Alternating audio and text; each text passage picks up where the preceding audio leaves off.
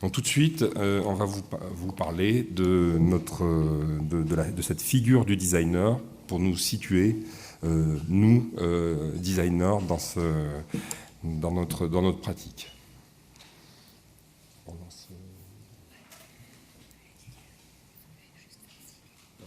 Donc c'est bon, on peut lancer la première vidéo.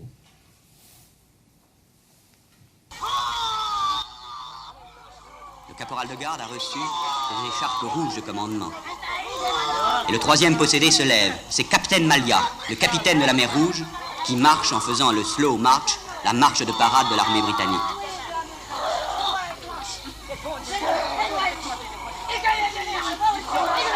La locomotive a reçu aussi ses écharpes de commandement. Et voilà le quatrième possédé, Madame Locotoro. Madame Locotoro, la femme du docteur. Madame Locotoro minaude et reçoit une robe de femme.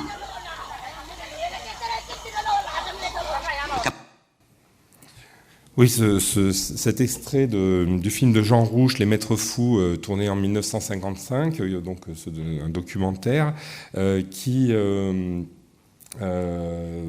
se situe donc au Ghana dans un moment de transe où sont reproduits un certain nombre de traumatismes en fait de la colonisation par des gens ordinaires, enfin au sein d'une secte quand même, mais des gens qui ont des qui sont des ouvriers, des employés de bureau, etc. et qui se retrouvent pour ce rituel. Nous, ce qui nous intéresse là-dedans, c'est de se poser la question, est-ce que vous avez repéré en fait les designers dans ce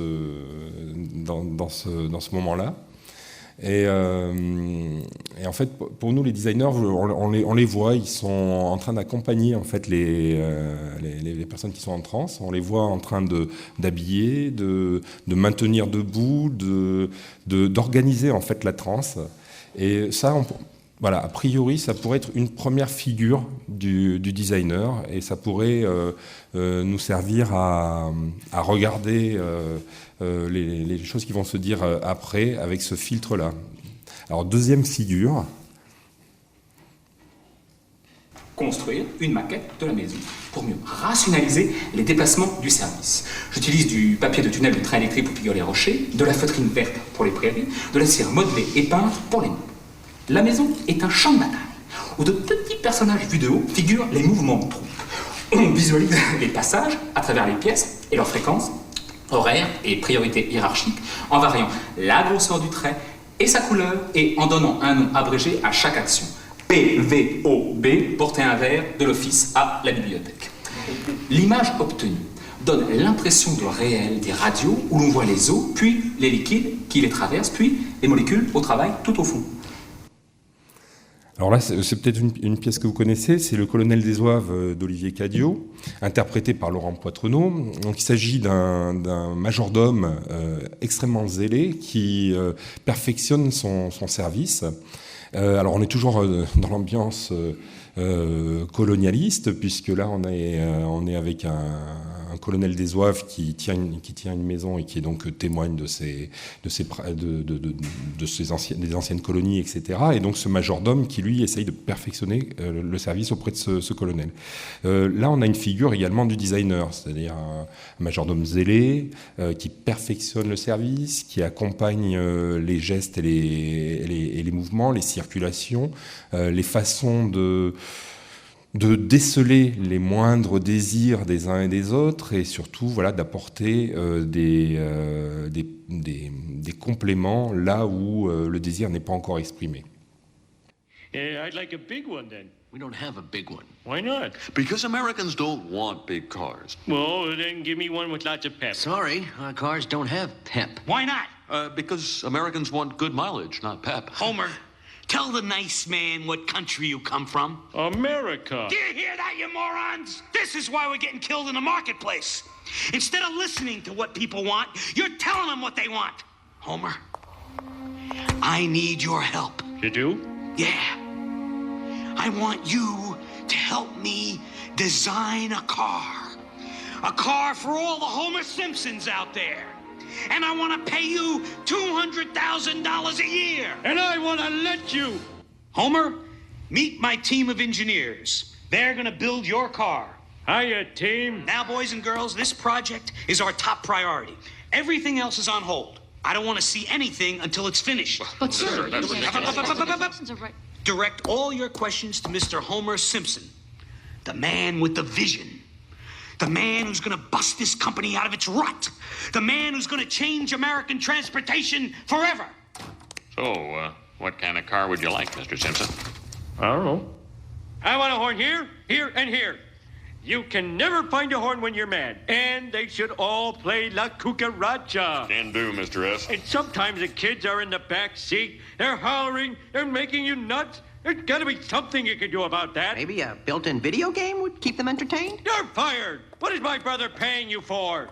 what about a separate soundproof bubble dome for the kids with optional restraints and muzzles? Bullseye! And another thing, when I gun the motor, I want people to think the world is coming to an end. Rum, rum, rum! Ladies and gentlemen, esteemed stockholders, members of the press, Your Holiness, tonight we are going to witness automotive history. All my life, I have searched for a car that feels a certain way.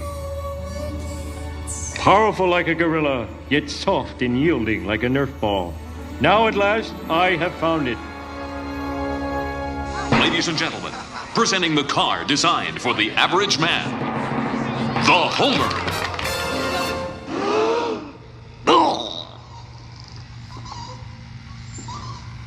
Any questions? Bon, on n'a pas résisté de mettre l'ensemble du déroulé. Donc jusqu'à la publicité, puis évidemment on voulait vous montrer quand même le véhicule parce que il y a quand même quelque chose d'extraordinaire. Donc oui, Homer Simpson, ben voilà, ça c'est peut-être le designer, la troisième figure qu'on peut imaginer. Un monsieur tout le monde, un monsieur qui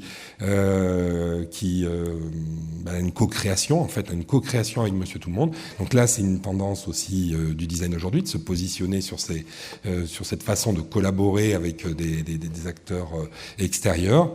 Alors, Homer Simpson, ça donne ça en termes de design, peut-être, à voir. On n'a pas encore tiré un diagnostic ou une leçon de cette période de co-création qui est assez récente dans la pratique du design. Enfin, dernier exemple.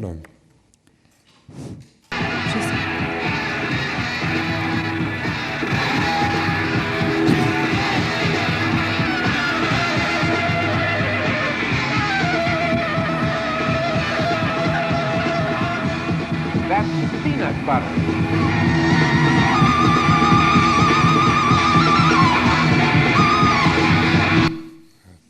Je suis sûre que le fait d'être constamment exposée aux amplis et aux guitares électriques et d'entendre ma propre voix amplifiée à modifier l'alchimie de mon corps, dans lequel, après tout, réside la vie.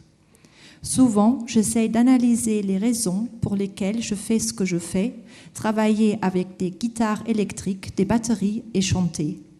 Où est-ce que je veux en venir ? Je me sens liée à ce truc par un cordon ombilical, à un tel point que le processus est de loin plus important que le résultat. La proximité du bourdonnement électrique en arrière-plan et cet incroyable sentiment de bouillonnement et de puissance, tu vois. Quand tu commences à cohabiter avec cette puissance, tu deviens son témoin.